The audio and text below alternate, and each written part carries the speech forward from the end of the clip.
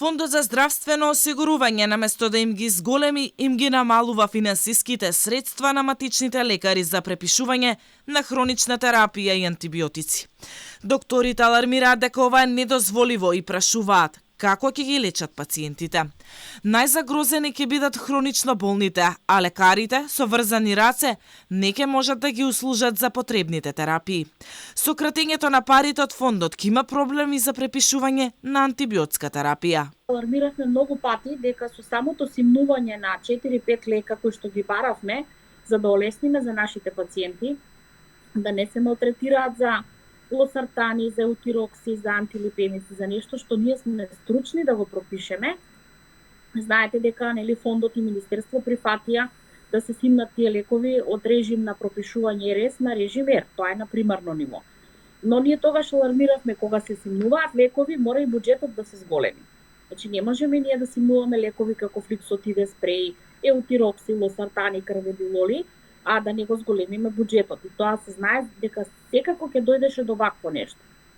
Од ФЗОМ не добивме одговор врз кој основ е донесена одлуката за кратење на финансиите на матичните за препишување на лекови.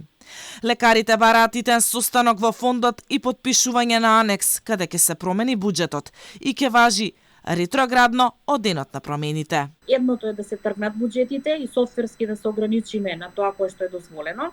И, на пример, вас како пациент, ако ви следат 3 пентилина, 3, да не може 30 да ви кликна месецов. Значи да има строга контрола. Ние никогаш како здружение не поддржуваме да има малверзации, да има злоупотреба на фондот. И пациентите остро реагираат на тоа дека можеби нема да си ја добијат потребната терапија од матичните доктори. Меѓу другото, бараат итна промена на позитивната листа. Ние пациентите не сме ниту бизнис, ниту политика. Запрете се, ограничувања и измислени изговори. Променете ја позитивната листа на лекови. И казнувајте кај вашите деловни партнери веледрогерии, зашто увезуваат лекови кои овде се прескапи, а на само 30 км зад граница во комшии 60% поевтино. Пациентите прашуваат каде заглави новата позитивна листа на лекови. Јавноста досега слушаше само најави и ветувања, а нови лекови на рецепт нема. Ревидирањето на позитивната листа е приоритет на многу министри за здравство, но никој со години наназад не направил промени.